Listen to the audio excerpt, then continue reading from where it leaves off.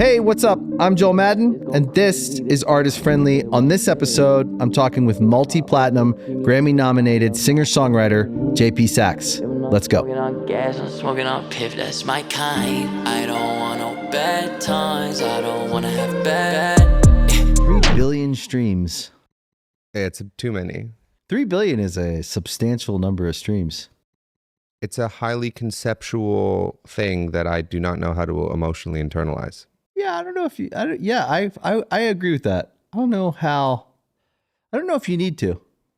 I think 50 people in a room is more personally fulfilling than 3 billion streams.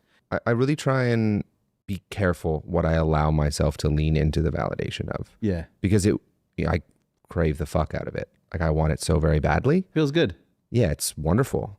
So I think not wanting it seems like too high of a goal. Yeah, That seems unattainable. yeah. But wanting it for the right reasons seems like within reach of something I can achieve. So yeah, like rooting it in creativity. I've learned I have some favorite compliments. Like you're a good listener is one of my favorite compliments. That feels validating. Someone being like, you've made me feel like I matter to you. That's a nice validation. And people obviously like working with you. I hope so. I think so. I like working with people. You have a good track record of working with people. We play a team sport, Yeah. in my opinion. Yeah, we do. So I've got some great That's teammates. a good way of looking at it. Yeah, it looks like a solo sport sometimes, I think, outside looking in, but it certainly is not. Yeah. We are very much on teams. We don't really play against anyone, so the sports metaphor somewhat crumbles. I guess you can, depending on your genre. Well, you're playing, I think you're kind of playing against yourself. Can I do better? Can I do better? Can I do better? And in certain moments, you're competing with everyone else. Any given week, you're competing on a chart. Any given week, you're competing at an award. Sure. If you're nominated, billing on a festival, or you could look at lots of different ways of like a scorecard and go like, yeah, I guess so. Like there's a competitive nature to humans, period. That like we have to, like, if we don't say we're not competitive, I don't know. I just think that's not honest. I think like it's good to be competitive. It's a drive that like makes us do better. Definitely. Like who doesn't want to break a record? If you get a shot at it, most people are going to try. So it doesn't mean that should drive art, but in the sense of art being something we track because it's kind of this commercialized thing that people consume, and that's a good thing. That's not a bad thing. That gives us all a job. It's going to be competitive. Like that's healthy, I think. Yeah, I wonder how many of those metrics like actually have a real implication to people's lives and not just our ego within our own industry. I don't have an answer to that, but like, for example, the awards, the charts, the streams, like there's different kinds of streams. Yeah. So, you could have 10 million monthly listeners and a bunch of records with hundreds of millions of streams and feel real good about it, but people don't buy tickets to your show. Yep. And there are plenty of artists who don't have any kind of monthly listener count on Spotify that comes anywhere close to some of the bigger streaming quote unquote artists, but are selling way more tickets to their shows. Yeah. So I think there are a bunch of ways to qualify how you are doing, and picking the ones that actually matter can really help not, want to quit and not absolutely hate our I agree career. with that. I also think like I have my own qualms with just the general quantification or like the gamifying of platforms like Spotify in general. Yeah. Because there's no fucking reason that you need to see how many monthly listeners your favorite artist has. And there's no fucking reason to see how many streams a song has, in my opinion. There are other platforms where you don't see a stream count. You just listen to a song because you fuck with the song. Yeah. I think That's interesting. I agree with that. I think they're honestly just exploiting a bunch of insecure artists who they know that if I tell a fan, hey, listen to my song on Apple Music, not to like, it's not that I'm endorsing Apple, listen to my song on X platform. Yeah, whatever platform. Whatever platform, if that doesn't give you a forward facing, if that doesn't give me a plus stream, it doesn't matter to me as much as if I say, listen to my song on Spotify, now my stream count goes up one, that matters to me more. But a fan heard the song the same number of times. But like how often are artists are like, go stream my song on Spotify? Because they want to see the numbers go up. Yeah, it's a weird thing. I think you're right. That's very, you know what? playing That's on our very, insecurities. very, I think that's right. I think what I've also learned about in the last few years of my own work and the other stuff we do is quality streams Yeah. and quality views. There's a bunch of ways to manipulate and manufacture whatever they call it, CPM. There's a bunch of ways to manufacture streams, views, whatever. I'm not even arguing with the process of how they do what they do when they do what they do. I'm just saying that, like, for artists that feel hopeless about their measly millions of monthly listeners, like, I'm like, wait a minute. Okay, are we, guys, we're not 100,000 monthly listeners, 1 million monthly listeners, 3 million monthly listeners. That is a lot of people celebrating and listening to your music.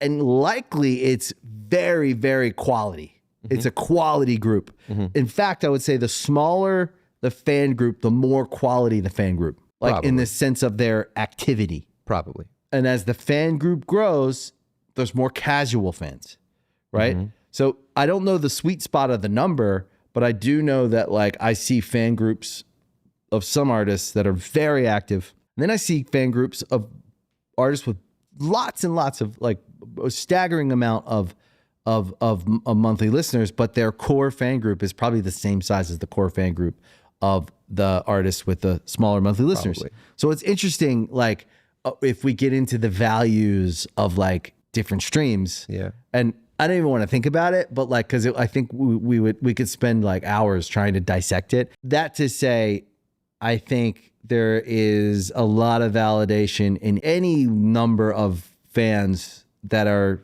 listening to your music, and what could be perceived as a small number, like 100,000 or 1 million, like, which is not to me. Like, anytime someone has 6 figures and up of monthly listeners, I take their, not to say I don't take people with less than that seriously, but it raises an eyebrow for me, Sure. especially if it's someone I've never heard of. Sure.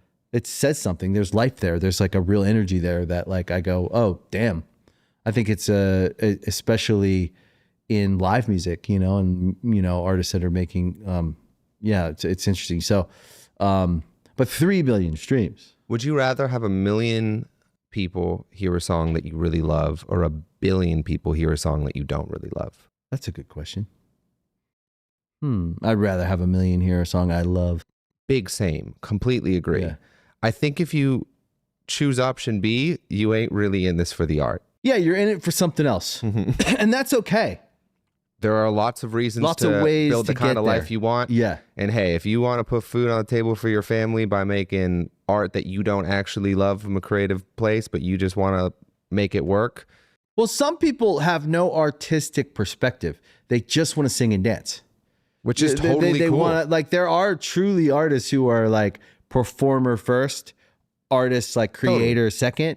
And, like, I've always kind of respected that perspective as well, because, like, I don't know what that feels like. Yeah. To, like, care about the performance. I don't give a fuck about the performance.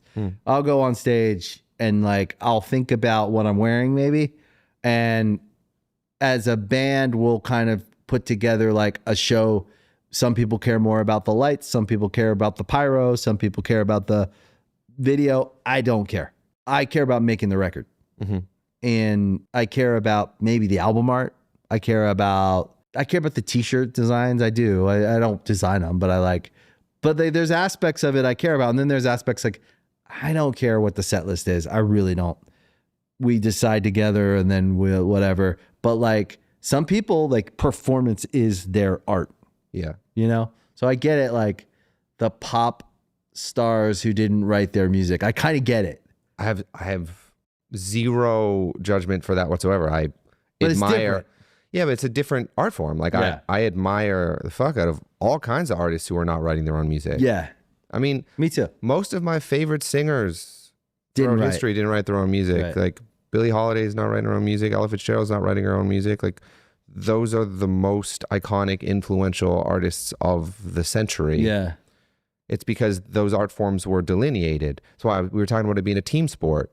I have no issue with the position of songwriter being a different position than the position of singer. It's a Totally. reasonably new, like, the last 70 or so years that, you know, the person writing the song was often also the person singing it. If you could choose, okay, write songs for the rest of your life and have incredible success but never perform? Perform and have incredible success but never write? Do I get the ones I've already written? That's a good question. No, you get to choose, and either one you'll have great success, but you can't have both. So I can't perform the songs I've already written. I can only perform other people's songs. You have to go back to zero, and the only path forward is you're performing, and there's songs you didn't, and it's all songs you didn't write. You got to choose them, but you didn't get to write them. Or you get to be the singular path of writing and having incredible success writing for everyone else, but you don't get to perform. I'd perform. You choose perform. Yeah. Wow. There's so You many. love to perform. Yeah, there's so many great songs written. Right. Like there's so many extraordinary songs. But you that never get to write again. I know that'd be very sad. Yeah. I mean, don't get me wrong. I love But writing. you love performing. Part of why I love performing is because of how much I love writing, but Yeah. also part of why I love writing is because of how much I love performing. It's a good thing you don't have to choose. It's fucking lovely that I don't have to choose. Yeah. But there are I feel like I could put together a set list of songs other people have written that I would feel represented by. Yeah, I think so. I would choose the writing. Yeah. It's also, I mean, the lifestyle is also quite different. Yeah, and for me, there's something that I experience even when I write a song that no one will ever hear, which I have a ton of. Just well, I don't know how much a ton is, but I probably have 100 songs, 200 songs that no one will ever hear. Same. And I still needed to write them. Yeah, of course. I couldn't even remember some of them, but I know I needed to write them because the way I felt when I was done writing them, I feel like it's such a relief. Yeah, if I don't write shitty songs, I don't write good songs either. Like Yeah. I think of shitty songs as the manure that the good songs grow in. Yeah. And if I try and think about writing good songs, I get in my head and it never goes anywhere. But if I just create a big pile of shit, then the good song will grow out of it. And I just try and make the pile big enough that the good song has the fertile soil to grow. Yeah. I like that a lot. Yeah. Here for That's it. good. Do you have a favorite song you've written? It depends on the day. Okay. When I like arrive to the mood I was in when I wrote it, and then sort of feel seen by previous me in my current moment. But ones that come around a bunch, a song called 25 in Barcelona that I really love. I really like a song called A Little Bit Yours. A song called The Good Parts I like a lot. What Keeps Me From It is a personal favorite. I've been finding that I enjoy songs more that were longer ago because I feel less like I did them. Right. The more recently I wrote a song, the more it's connected to the self-consciousness of it being of me. And your present life, Yeah. which is hard to expose for people to pick apart or people to know even.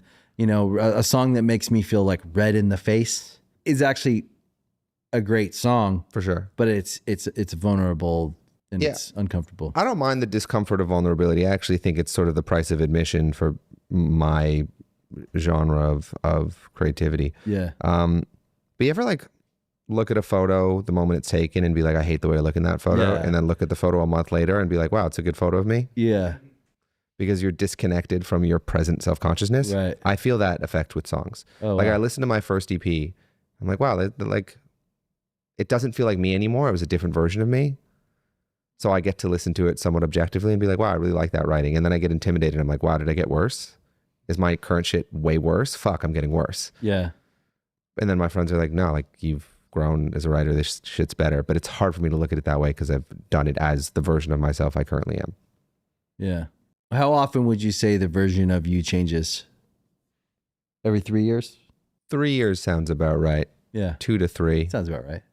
I would say the same. Yeah. I'd probably say me more like 3 to 5. But I think as you get older, it slows. It like goes longer. It starts to stretch longer. Say if in my 20s, it would have been every 2 years. It would have been like a little bit different of a person. See, what I've noticed lately is it's not necessarily new ideas. It's new understandings of ideas that I've had for a really long time.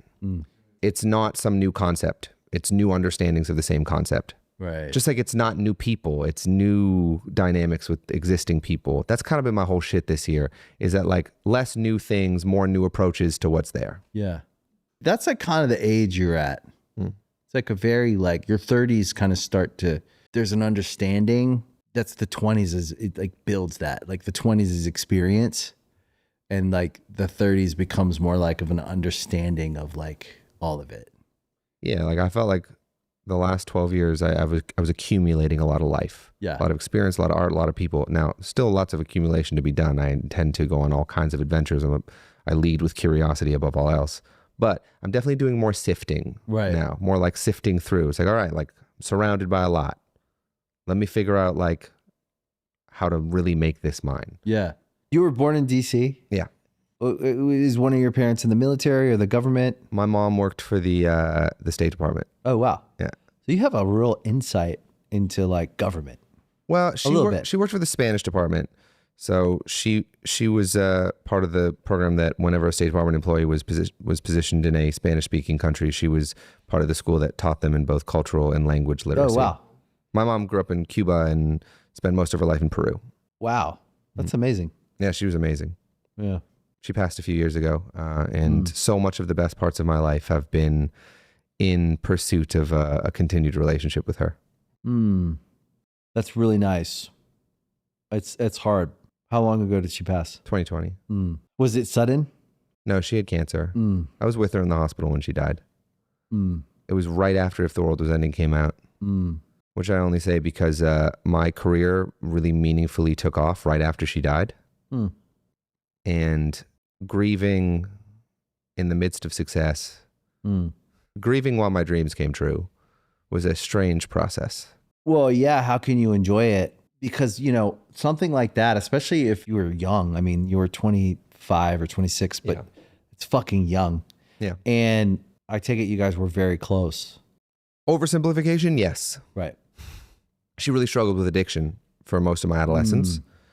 And I really resented her for the ways that she opted out of reality with alcohol. But she was she was getting sober, and near the end of her life, her and my relationship got a lot stronger. And I got to know her as the woman in the stories from before I was born. I got to like meet that woman because I always admired her. That just wasn't who I came home from school to. Right. So there was like the concept of my mom. Damn, and that's like fucking hard, dude. You know, I've talked about it on this before, but my dad was an alcoholic, so I relate to that. That's fucking hard, dude. You know, so many of the best parts of my life I can trace back to growing up with an alcoholic parent. Yeah. It's the thing that would set her off the most when she was like blackout drunk was if I expressed any sort of emotion to her that like suggested I was upset. Like her drunk brain was like, if she realized that she was like upsetting her kid, that would like, she would break shit or get violent or leave for days. So I was like 11, like making it a game for myself. I was like, well, if I can say all the right things and express myself in exactly the right way, we'll end up like on the couch watching The Bachelor. And if I say anything wrong, she will break some glasses and I won't see her for a while. So I like made it a game for myself. And obviously that was a very emotionally intense scenario. So fast forward to now, I've built my whole career on accurately articulating emotionally intense scenarios in my art. That's crazy, isn't it? Like I've got to think like that's when I developed that skill.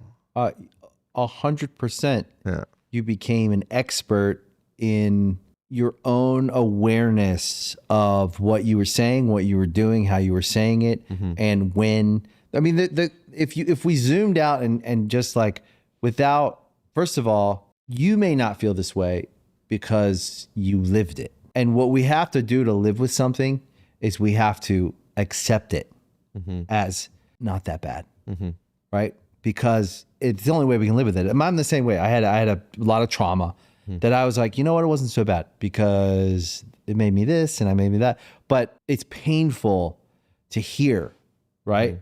But it also reminds me a little bit of my it was similar in different ways, and I agree with you. Like I got skills from it. So zooming out and looking at like if we take all the pain out of it and we just look at like the situational like upside of like having to go through that is yes, you become almost like an expert on words and how you use them and when and how people respond to them. And you become like so in tune with that, you become it's a tool you sharpened out of survival, right? But then you grow up and you're like, well, yeah, it makes sense. You use words to achieve things. Yeah. Isn't that crazy? It is. It's amazing. I think the therapy lingo term for it that I have come to understand is maladaptive. That was a maladaptive skill, but that I've now used for good. But dark side of that, it's now very hard for me to have an unprocessed emotion. Right. Like for me to have an emotion pre-explaining it to myself. Like I don't really know what I'm feeling until I can appropriately articulate it in my own head. Right. Which was a safety mechanism. Right. Because having a feeling before I filtered whether it was allowed It protected you. was protective. Right. I think that's something that whether it come from trauma, whether it come from an alcoholic or addict parent, or whether it come from just a lot of turmoil in the household, I think that's something that particularly like men struggle with as something that they associate as a strength, but is really can become extremely destructive. Because when strength is stoicism and strength is I'm going to show up as my best self and I'm going to hold it down for everyone. I'm going to be a rock. Like what's more masculine than like I'm a fucking rock? Yeah. Like rocks are not good listeners. Rocks aren't quite good, period. Like Rocks you are- could use them for yeah. a few things, but you need a bunch of them to make a wall. Right. But like a rock, yeah, a rock is cool, but it isn't like, yeah, you're right. It isn't that great. Yeah. I mean, I think for most of my like youth, like I really like actively like thought Dude, like guys, I'm going to be a fucking deep. rock. That's like what I was We might need another hour here. No, that's what I was looking for a long time. And especially because like I got made fun of when I was younger for my more like feminine qualities. Because So did I. yeah, because like you know, being a got singer is tortured. cool now, but like being a singer in high school was like choir boy. We're like little feminine, like in our early adolescent stages, we were late bloomers. We were a little feminine. We dressed different. We were artistic. So of course I got picked on for being a little effeminate, like different guy. Of course, Then we grow up to these cool ass motherfuckers. right. Out here like making Out here building a fucking- life out of songs. Yeah. we make fucking songs. We get to God, buy that's houses. right. Yes. So sick. I'm very grateful for that shit. But yeah, it's like still now, like now I am finding parts of myself that feel sincere that I associated for a long time with quote unquote femininity. And therefore I like don't want to have any part of it. Like I instinctively reject it. And it keeps me from people. Yes. I think you and me both growing up in a home with addiction, like heavy addiction. It was very present. My mom also struggled. She was something like an enabler or like a codependent, whatever the words are for people who are with like alcoholics and like rageaholic. Like my dad was like rageaholic, alcoholic. Fuck. But the greatest guy. Everybody loved him. And when he wasn't, there were levels to rage. It didn't just go to rage. It was like levels where you're like, okay, if he could just stop here, he'd be the perfect alcoholic. Yeah. Because he was the best. But then it always went here. Like, that's how I made sense of it. I was like, man, if he could just not drink past this, it'd be perfect. I blamed my dad. I blamed my dad because he was the man. And it's like, well, if you held it down, then maybe she wouldn't drink so much. I still to this day like have such. I kind of blame my mom too. It's sad because it wasn't her choice. I wasn't his either. I mean, he was just getting high in the basement. Right. But Smoking weed is less destructive than alcohol. Yeah. And he was an amazing dad, very nurturing. Like took me to my baseball practices, like showed up for me, kind of just like put his head down and did what he could. A very nurturing guy. My dad's still around and Tried his best in that tried his scenario that was like fucked up. my dad's he's an amazing man. And it took me a while to come to terms with, you know, my dad never was very successful financially. Right. So Neither was my mom. yeah. So, and my mom didn't make a lot of money, but made more than my dad. So now, you know, I've built a career out of music and I support my dad. And There's a lot of us that support someone. Like I support my mom too. yeah, Pretty normal. I I'm proud of it now, and I have a great relationship with my dad. I love him so much. I look up to him in a lot of ways. But when I first, was supporting him, like I a little bit judged him for it. Yeah. I was like, you're a man. You should be able to support yourself. It's normal. And I realized that if it was my mom who had been the super present parent, who had taken me to all the practices, who had always been there for me, and then I was like getting her the house, taking care of her, I would have felt so good about myself. I would have been like, I fucking did that shit. But because it was my dad, it felt like a point of shame somehow. Yeah. Which is that's just misogynistic bullshit. And I realized that that's me just like internalizing the patriarchy in a way that is not allowing me to see my dad in his full, wonderful self, his personhood.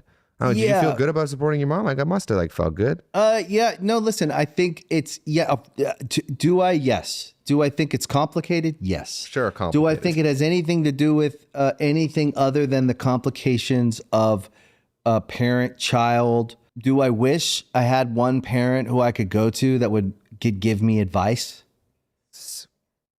Yeah. My dad gives me advice. It's always right, the same but advice. you'll never respect it. Yeah. Because we leveled up. Yeah.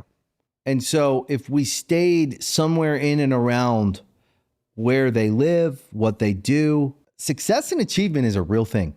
Yeah. And you are an accomplished guy. Whatever you want to say about that, you don't have to own it. You don't have to accept it. But I will tell you from the outside, if I look at you and I go, okay, he did this, he's done that. I know what you've done in general. You're a successful, accomplished guy who's on their way to having more success and more accomplishments. So you're not going down. And the only way you could destroy what you've built is actively. Mm-hmm. You'd have to actively get after it and get a drug habit and start fucking up every chance you get to destroy what you've done. And it would probably take you a few years of actively destroying it. You wouldn't do that because our natural inclination is to grow and go upwards, and especially if we are survivors. Mm-hmm. You had to survive in a household where you were up against what you were up against. Was it harder than a lot of people? Yes. Could we go find someone out there that maybe had it even harder than us? Yes. Plenty. There's a whole spectrum of adversity, but your adverse situation is extremely, when I hear you say it, I'm like, it's like the beginning of the movie that we all watch. We're just waiting for things to turn around. We're watching the hero and they're in this horrible situation and it just keeps getting worse. And then they turn that corner and they get their superpower, or they discover that they can fly. That's where you're at now. Mm-hmm. You found out, oh, by the way, the spider bite made me supernatural. Mm-hmm. My horrible situation that I thought was the end of me, that I thought was so terrible, that I hated so much for so long, that I look back at with shame, with guilt, actually made me a superhero. Doesn't mean I need to accept less than I deserve with love, with my current relationships. But I survived that and it didn't kill me. It made me stronger and it made me into what I am. It doesn't mean I need to celebrate it. Says I don't believe in that either. I just think that you're naturally inclined to fucking go, not to be a drug addict. Maybe you've struggled with the idea of that somewhere. I did somewhere. I was like, am I an alcoholic? And I struggled with myself having success and loving myself and all that from neglect and all the stuff, that when you come up in households like that, we probably have a bag that we could look in and what's in your bag and what's in my bag. Mm-hmm. And I could probably pull out a bunch of issues that you have too. Probably. But you probably have a couple I don't have, and I probably have a couple you don't have. Yeah, probably. But our bags are similar, right? Because we had similar. And your mom passed away, which I'm very sorry about. My dad passed away as well a year before your mom. And we actually had a nice relationship, but was it chummy? It was kind of chummy in the friendship way, as long as we didn't have to go near any of the subjects that were painful. It doesn't mean you can't have this beautiful idea of your relationship with your mom, even through all the pain. I have a really nice idea of what my dad and my relationship was, even through all his mistakes and all the pain. Mm-hmm. By the end, we had made a really nice, we had mended and like made a nice bond. And I feel the same way about my mom who's still alive. Like we have a nice, like I love her and I have a nice idea of what our relationship is, but it's specific to our relationship. So there's things I get from her and there's things I can't get from her. Yeah. And I'm just realistic about it. And I guess I'm comfortable sharing it with you because I'm sitting here and I'm like, oh, we have actually like mirrored very similar experiences. I'm just like 15 years ahead, but it's interesting. You know, I once heard my dad say to a friend of mine who he's known for a really long time, one of my best friends. I don't even remember the context of the conversation, but they were like taking the piss out of me for something. And my dad goes like, well, I can't really be too hard on JP because I'll threaten losing my allowance. And it really upset me. Yeah. I don't think I said anything to him in the moment, but like it really stuck with me. I was like, what? Like one, you think I'm petty like that? And two, like, you know. Why frame it like that? Yeah, it really upset me. I'm sure it like came from a nice place, and he didn't think of it like the way I did, and it was just a passing comment, but it really stuck with me. As I said, it took me a long time to like find the things about my dad that like I do really admire because they're there. He is like he will do anything for his friends. Is he Canadian? He's Canadian. Sweet. He's very, very like small town Canadian boy, like grew up on a farm. Right. Like is a sweetheart. Right. And very sweet aspect. And you know, I know he's very proud of me.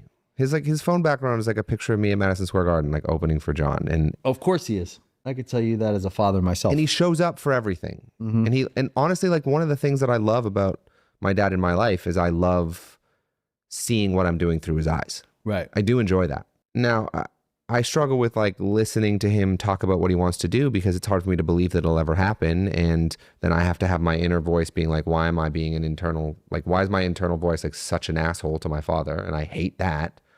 But like also I don't want to pretend like, because then I feel like I'm patronizing you, and lying makes me feel all kinds of stressed and anxious. So like I don't know how to engage with that. But then I also want to have real conversations with him, and those real conversations will be him talking about things that I don't believe. You don't believe are real. Yeah. Do you want to know what I think? Mm-hmm.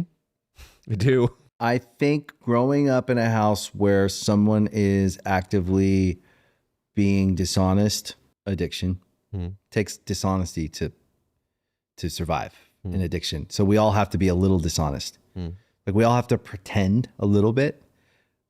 By the way, a lot of people can relate to this. Everybody listening, I guarantee you, can relate to what you're feeling. So when you say something about your dad, I relate to it because I've never quite been able to articulate some of the things I feel about my mom because we grew up in a house where there was an alcoholic and all of us had to pretend. Everything's okay. Everything's okay. We're all right. Oh, it's like very like, oh, when's the next episode going to happen? And we start to like get really good at our words and at our, how we move. And then what do we become? Lead singers. It's interesting. Yeah, the pretending. Like we had a code word.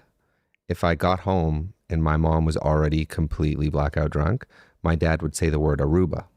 And that meant that like steer the fuck clear. Get the fuck out. Yeah, steer clear. And the reason the code word was Aruba was because one time when I was like 5 years old, we were on a family vacation in Aruba, and she like left me in a casino at like a different hotel because she got too drunk and came back to the hotel. And my dad is like, where's JP? I think I'm like 5 or 6 years old. Like, where's JP? And she's like, I don't know. Like she was completely trashed. And I think like we had gotten in a quote unquote fight, although I use the term fight usually because I'm a child. You're a little child. But I made my way back, like, I don't know, however many hours later. But like, it became like a game. Like we used reference of that moment as like a game, which thinking back is pretty fucked. Yeah, it's fucked because you are a sane person who's built a sane life in an insane business, but almost kind of makes us more able to deal with this insane business because we had insane households. Totally.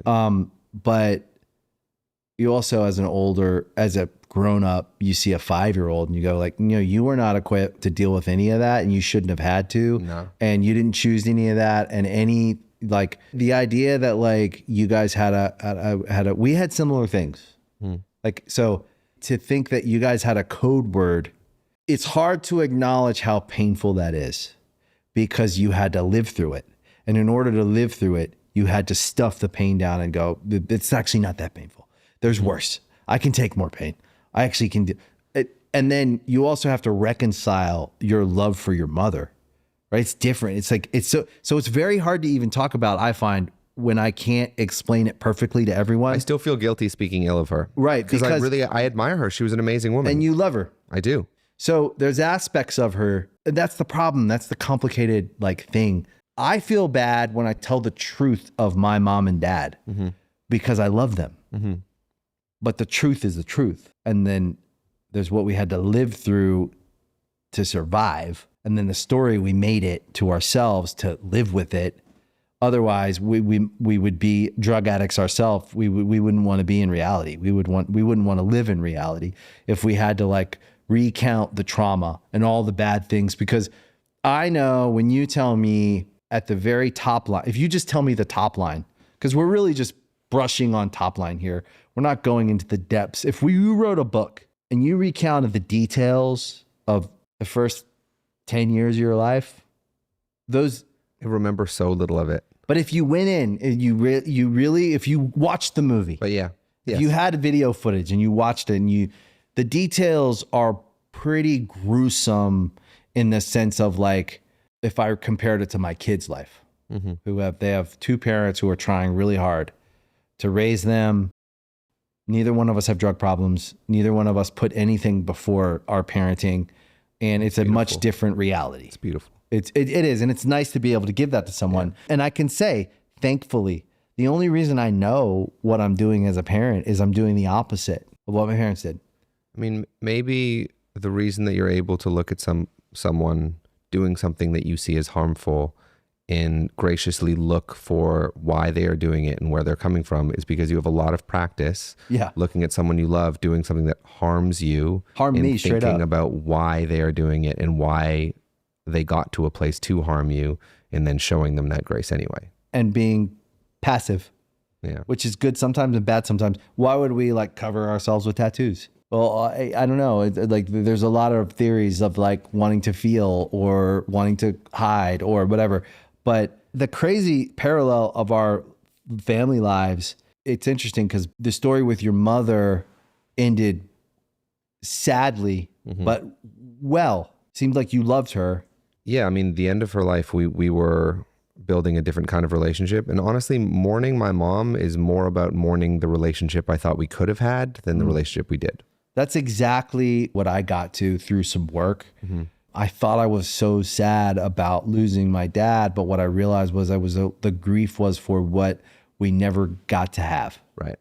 The loss of the childhood, the loss of what I've gotten to experience with my own son, which is a real bond. Yeah. It's amazing. You know, something that has been really healing for me late is the realization that I can still not only foster my relationship with my mom, but actually build my relationship with my mom. My relationship with her can grow without her. Yeah. Because I still know her. I really have a strong concept of who she was and what she loved and what made her happy and what she pursued and where she was the most curious. And I have found, I said earlier, some of the best parts of my life I have found in looking for my relationship with my mom still. I wrote my second album in Colombia. I learned Spanish. I went to Peru. I got to meet my madrina. My mom's best friend is my godmother. Madrina means godmother in Spanish. And I got to hear stories about my mom in her 20s in Spanish from my madrina. That was so special. And, learning a language, exploring different parts of the world. I feel like I'm connecting with her in where she is in me. And who she was in those times in her life where maybe she was a version of her that you never got to meet. Also, the relationship becomes spiritual. So it goes from physical to spiritual, which spiritual is a higher vibration, period. The highest vibration you can have is spiritual. And it's like enlightenment. That's the highest. The people who vibrated on the planet the highest were all spiritual teachers who found enlightenment. Now, people have taken that and turned it into these indoctrination of certain ideas, right? But actually those people were peace leaders. They were leading people towards compassion and peace. Jesus, the person, one of my favorite historical figures. The idea I love him so very much. I'm so here for essentially all of it. I admire it. Right. But people who weaponize it and Totally different. It's different. So what I'm saying is like, we actually get to touch that enlightenment in a way when our real relationship with someone, even like with my dad or your mom, I found the same thing. When my dad passed away, I actually felt like our relationship started. Like I actually feel like what we had was we were trying to have a relationship, but there was a block, and that might have been physical. And then when he passed away is the first time in my life, I would say it's the most spiritual experience I've ever had, was actually feeling him and a relationship with him that I couldn't identify. And over time, I realized like it's spiritual and it's something like one of us was enlightened. Likely him because he transitioned, but it also could be enlightenment he gave me by transitioning and going through that painful, the scary part of life. It gave me like this weird peace, and like our relationship healed completely because I was not angry at him. I was grieving, and I think it was something like grieving for what we didn't get to have here. But like I would say, like from that point on to now, I still feel like I have this, like, that's probably why I'm able to talk about him in such a real way. But also like there's a lot I remember about him that I always kind of remember was really good about him. And I think a lot of aspects of me were like him. He was like a fucking awesome guy. When I look at myself and I'm like, what were the parts of him that you feel like you are that you love about him? He loved everybody. He was like, come on, man. If there was an argument about something that didn't matter, like he was very much like, he loved everybody. He didn't have a problem with it. The things he didn't love were very much in line with it. He didn't like hate. He wasn't with racism. He wasn't with hate, but he was open to everybody. Like there was no religion or political or race or he didn't care about anybody's anything, any labels you want to give somebody. Yeah. And he worked really hard, and I worked really hard, and he was helpful. So if he saw an opportunity to help someone, he'd help them. I've done the same way. If I can help somebody, I'll go out of my way. Yeah. He was a tough guy. He worked really hard, and he wasn't afraid of anything. He would figure it out. Yeah. So at his best, he was a really charming, cool, fun guy, which that's what I am. Yeah. I find the version of my mom that I hold on to now is probably not who my mom was in her entirety, but I'm okay with that. Yeah. I'm okay with my version of her not being entirely accurate, or at least not entirely full. Because, the version of the people we love that we lose, that we get to hold on to, like, isn't burdened by their humanity. Their physical, like, life. Yeah, like I've removed a lot of her flaws. That's in my version of her. But you earned that. I'm okay with that. No, but you earned that. Yeah. You deserve that. It's yours. That's the part of her I want to connect with, like the part of her that was adventurous and curious and spoke 6 languages and wanted to learn about everyone's culture, and was like this Latin woman trapped in a Hungarian woman's body, and it was the child of Holocaust survivors and had this extraordinary life, and so did her parents, but her parents fucked her up. Right. But I admire my grandparents, and I don't have trauma from them. My mom does. Right. And now my trauma from her is probably a direct result of her trauma from them. Exactly. my dad's dad was a World War II vet. Yeah. He fucked him up. Yeah. But I see him as a hero. I see him as a same. You know what I mean? So it's so parallel. Like my grandfather, or my maternal grandfather, is my hero. Right. Right. He was a cellist, survived the Holocaust. Both of his brothers were killed in concentration camps. Wow.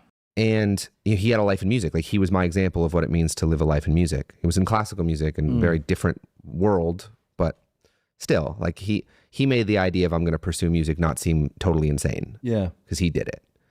But he's also, the person who, when my mom was like during 60s hippie era, like experimenting with like LSD and shit and like on her peace and love, like he would like put her in an asylum.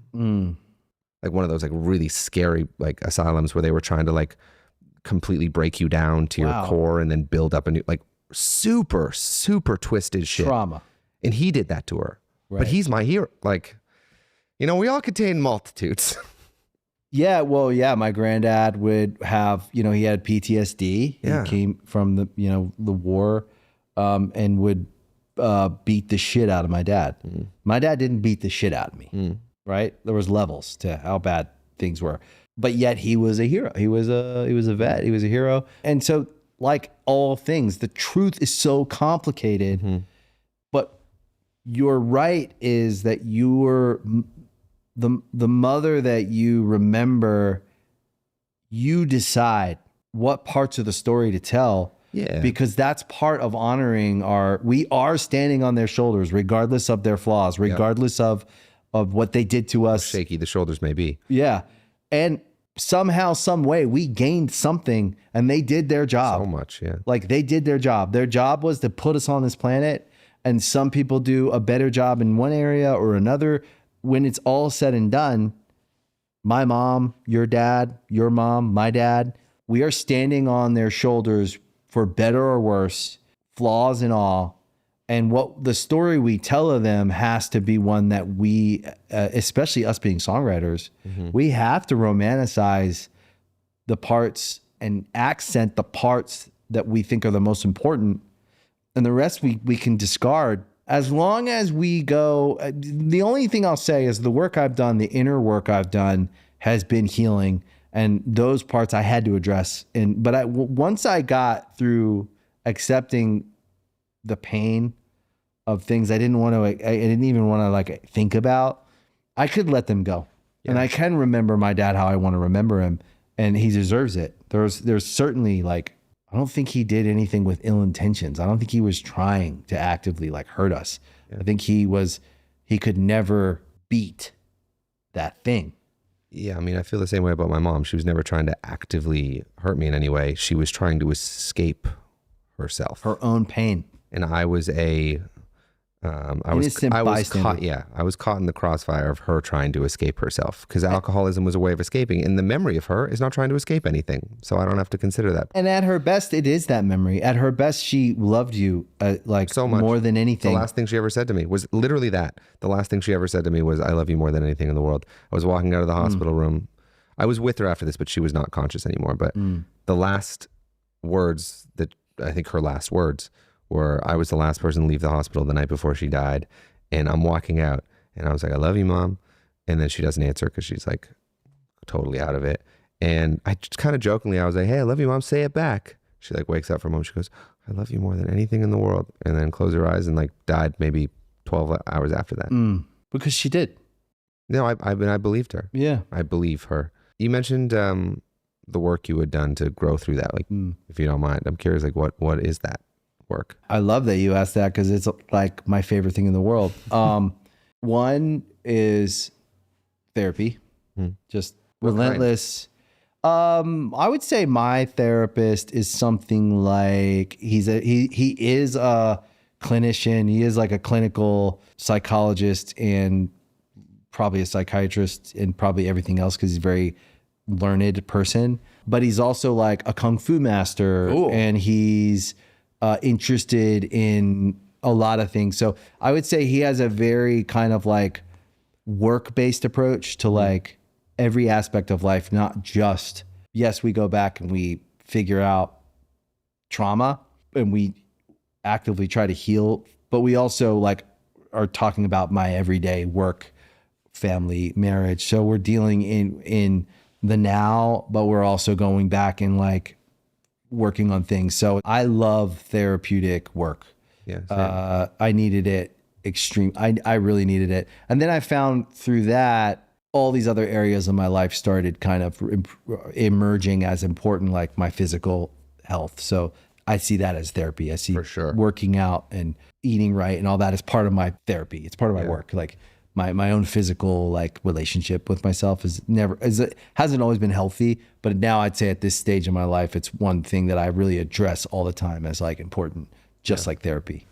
And then I'm on a constant quest for information and ideas that promote well-being and growth and like healing. So constantly like reading books and listening to books, and looking for like more ideas around like personal growth. Yeah. Yeah. I'd say I'm hyper focused on it though. Maybe it isn't great all the time to be that way, because then you probably overanalyze things sometimes but for me, I needed it, and I think it's a good thing. Yeah, I mean, even the best things for us, you can't do them perfectly. Yeah, or too much. I have a friend who, like, I'm into all of that stuff as well. Do you do therapy? Yeah. Good. And she's having to constantly remind herself that she's not a project. But I don't know. I feel like if you're an ambitious person, if you're a curious person, like, why not treat self-understanding as just another one of the things that you are pursuing, like anything else you do in your life? That's a good way of putting it. I absolutely look at myself like a project. Yeah, I think it's nice. And I'm a little too work focused sometimes, where it can get in the way of, like, sometimes my wife is like, yo, like, chill. We don't need to talk about how we feel right now.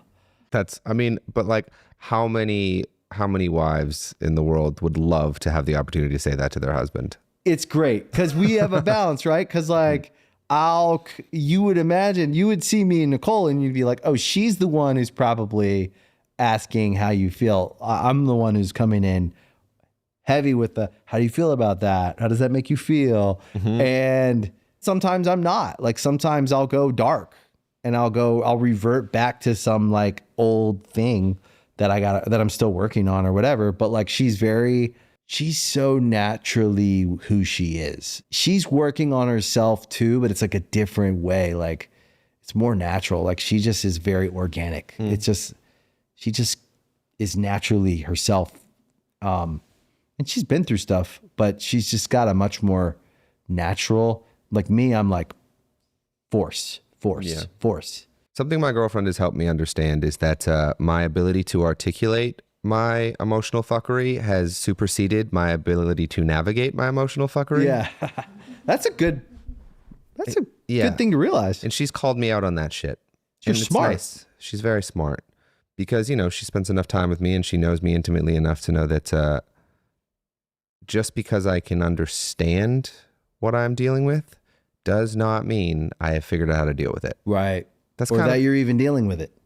Sometimes I use the ability to articulate what I should be dealing with as a way to just like cheat code myself to not even have to deal with it. I'm like, oh, I'm aware of it. Like, self-awareness is the finish line, not the growth. Right. Like, I'm aware, moving on. Oh, I've already dealt with it because I'm aware. Especially if you put it in your art, you're like, not only am I aware of it, I made money off of the song I wrote about it, so it's handled. Exactly. Yeah, I worked it out. It's resolved. Done. Not going to bother me anymore. I put dead mom in a song, so we're not dealing with any dead mom trauma. Yeah. God. That's pretty, that's actually very, very like big to like recognize and be able to like actually just know it's there and to know that about yourself. Like, you grew up in one of your survival tools is like talking to make things the way they needed to be straight up out of survival, right? Whether it's like communicating with your dad in a secret code language, or it's communicating with your mom to like avoid this or that. Like, there's like a genius to it a little bit. Like, you learn at a young age how to like communicate.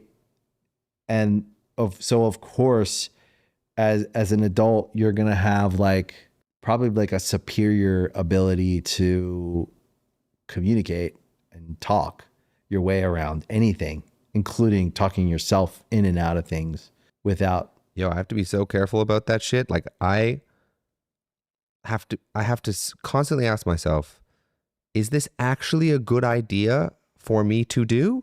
Or have I just explained it to myself very convincingly? Yeah.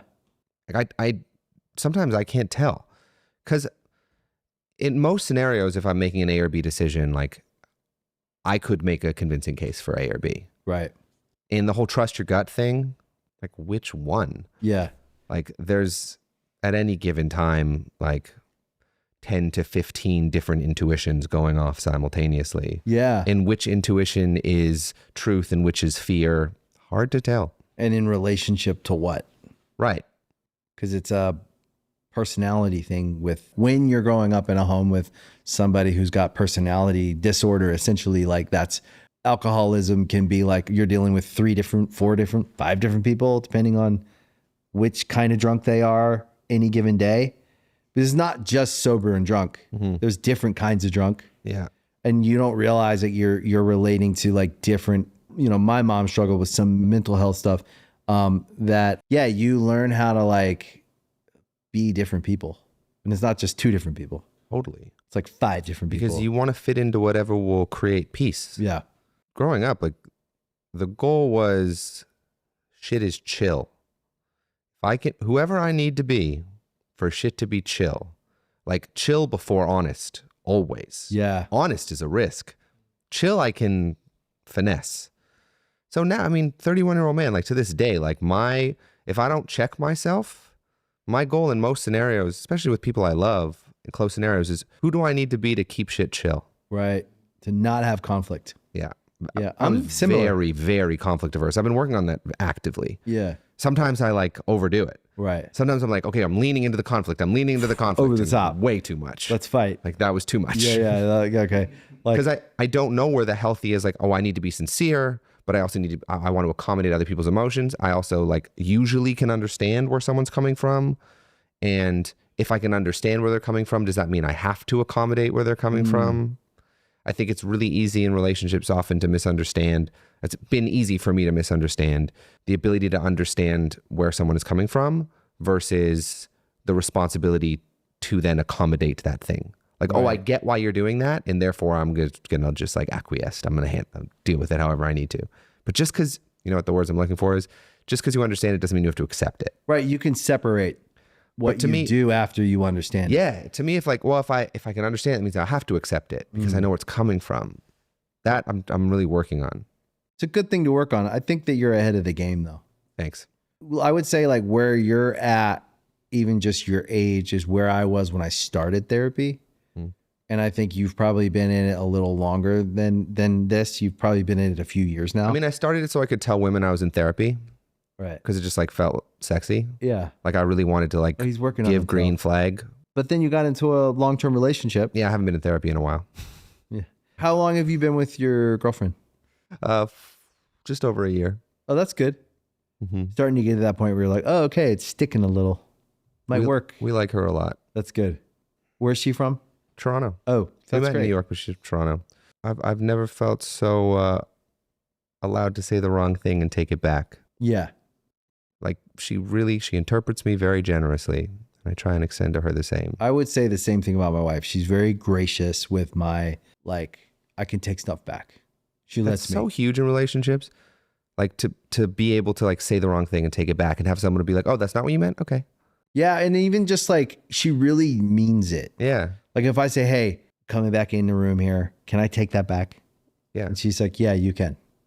It's huge. And then I'll be like, okay, I'm sorry. What I really meant to say was this. And then we actually, probably the success of our relationship for 18 years is probably that right there, is the grace to have like someone who doesn't really know how to have any conflict at all. Because I was terrible at it too. I had 2 speeds: withdraw or go over the top. And it's like, there's no in between of like trying to understand. Big same.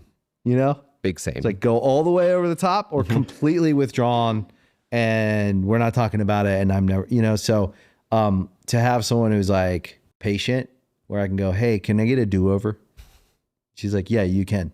Yeah, even if her feelings are hurt and she's mad at me, she'll be like, yeah, you can. And I'll be like, okay, I would like a do-over. She's like, okay. That is probably the success of our relationship. Yeah, that's amazing. Yeah.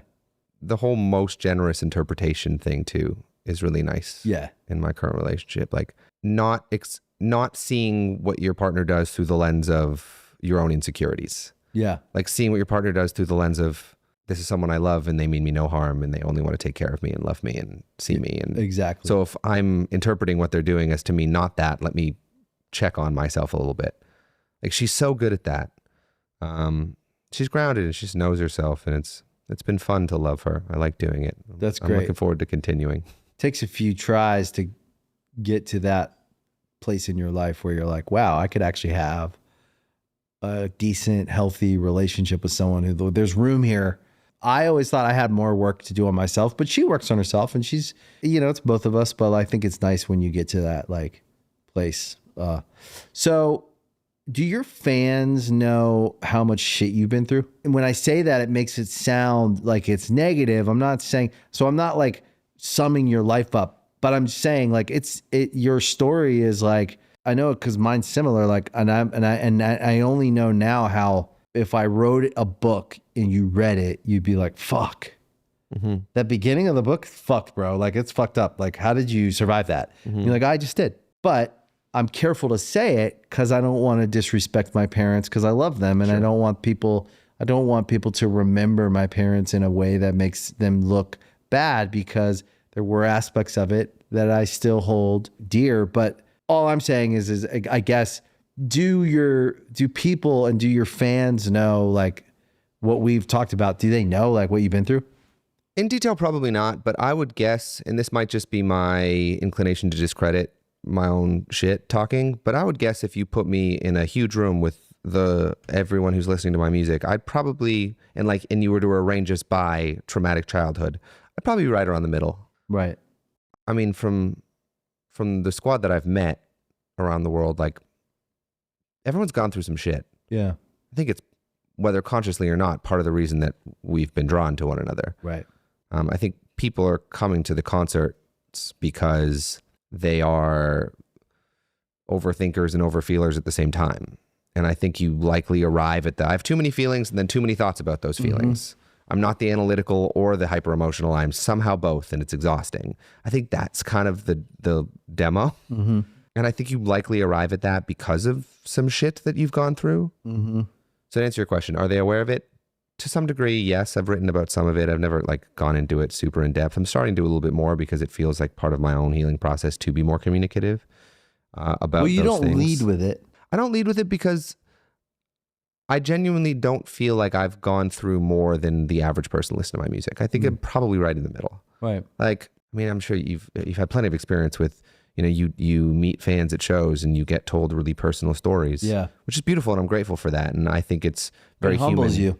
Yeah, and I've shared a lot about myself, through my art. So when people are meeting me for the first time, they want to share back, and I love that. In any given Tuesday night at a concert in Madison, Wisconsin, I'm going to hear a story that is far more intense than anything I've experienced, and it happens every night. And in those moments, I'm grateful for my shit because I get to show up for them in an understanding way. I know how to share that space with them. Mm-hmm. Well, I talk about my mom, like not a lot, but like I do talk about her. I've talked about her in a song. Maybe she's come up in a couple songs. There's only one like about her, but she's a character in different songs. Right. Posted on social media about her a few times. So people want to tell me stories about the family members they've lost. And there's community in that. Something I'm excited about with this new collection of music is, the shit you talk about in your songs is the shit people talk to you about. Yep. If I write about heartbreak, people tell me their heartbreak stories. If I write about love, people tell me their love stories. If I write about my mom, et cetera, et cetera. In this album is my like prompt for myself going into writing this album was, who am I without who I'm trying to be for someone else? Which, based on our conversation, a lot of me trying to be someone for someone else was just me trying to keep shit chill. Yeah. And I'm excited for the conversations that come from songs about my relationship with myself. Yeah. Because like nothing's more intimate than that.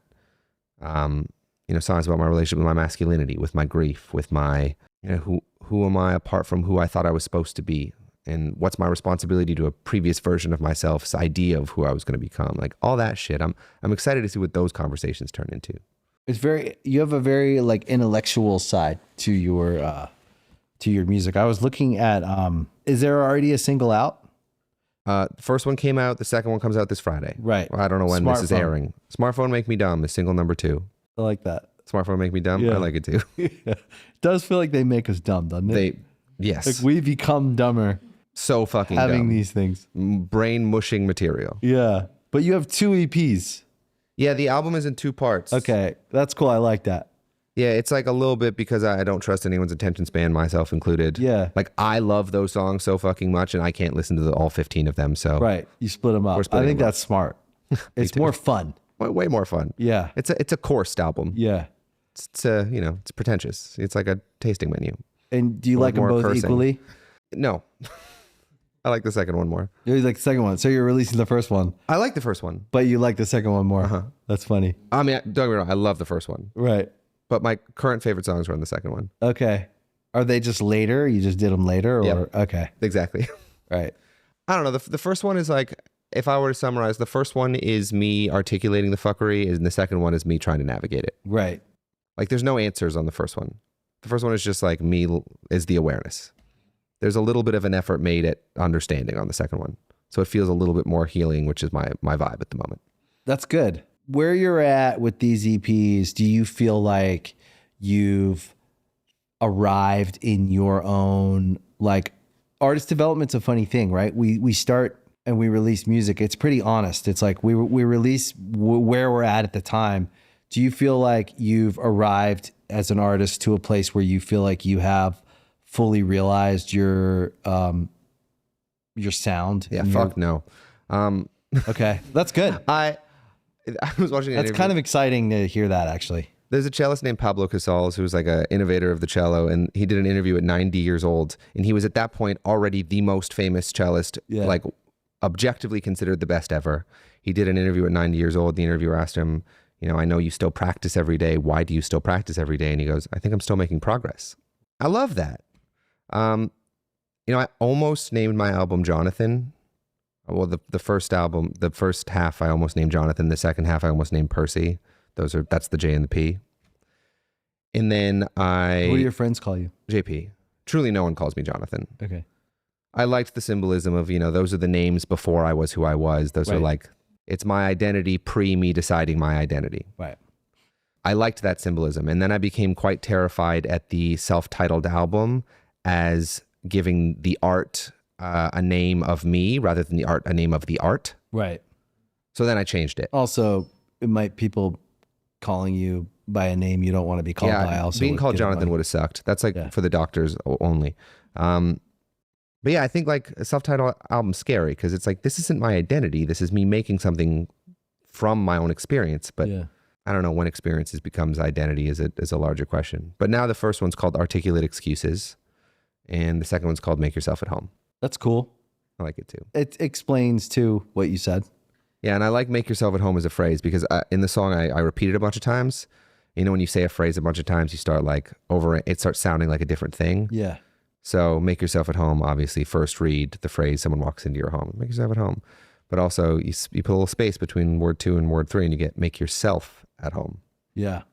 The show that we're trying to make here, that I'm always trying to make, is actually more just about people being who they are and people listening who are going through real life. Like they're out there living their lives, driving in their car to the job they may not like, or to some opportunity they're scared they might not get, or they're raising kids and it feels like it's too fucking hard because it's expensive and they're just making ends meet, or they're in a relationship with someone who they don't feel like treats them well. Like everybody's up against some different problem.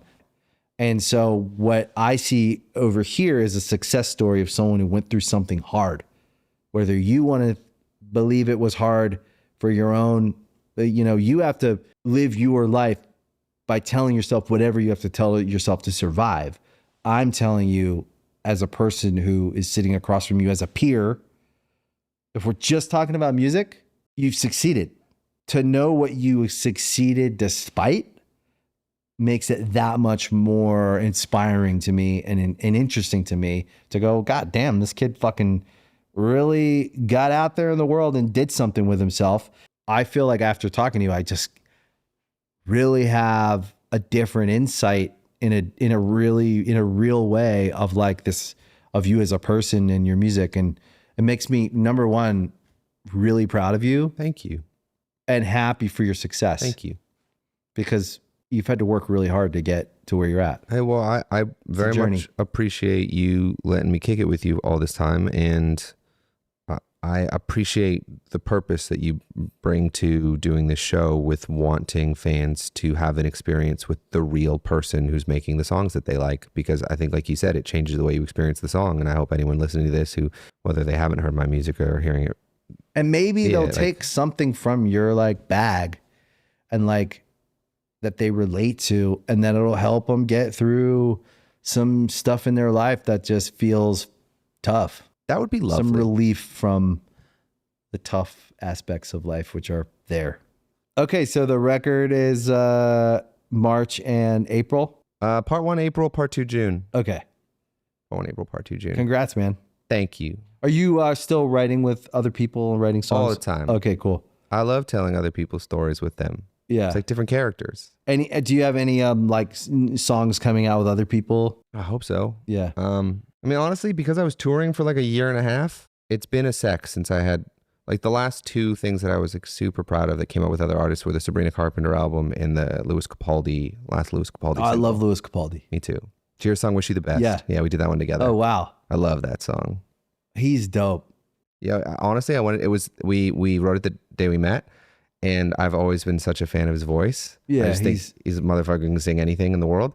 So I was just like, what's the kind of melody that I would love to write, but like don't think I could necessarily sing, and like just see if he can body it, and he certainly did. I love Louis Capaldi. Yeah, what a sweetheart. I've never met him. I just like am a fan of his. You would music. have fun with him here. I bet. Yeah, he seems like such a cool guy. He's friends with someone I'm friends with too. I'm trying to think of who it is. They said he's awesome too. They said the same thing. It's very hard to say anything negative about him. Yeah, it's just like he's sweetheart. annoyingly wonderful. Right. I like Sabrina Carpenter too. She's cool. She's very cool. Our house is a big fan. My wife and my daughter both really like her. I wrote a lot of the songs that made no money. That's fine. Yeah, like we did nine songs on the Maybe last some album. of our favorite songs though. It's always like that. Your favorite song is the one that ain't making money, but I love them. And also it's like fans usually like those songs too. Those Sabrina's a brilliant songwriter. She was fun to work with. That's cool. She was down for the weird shit. That's great, man. Congratulations. Thank you. I'm so impressed. I appreciate that so much. It's so cool. Thanks for coming and sitting here and spending all this time. Thanks for making it work. I'll go back to New York tomorrow, so this was ideal. Do you live in New York? Currently, but I'm coming back. Awesome. Thanks, JP. Thanks for having me. Appreciate it, man. My pleasure. All right. Thank you for listening to Artist Friendly. We really appreciate it. If you like the show, you can also follow us on Spotify. You can follow us on Instagram at artist.friendly. And you can watch us on YouTube and Veeps. Leave comments. I always read them. See you next time.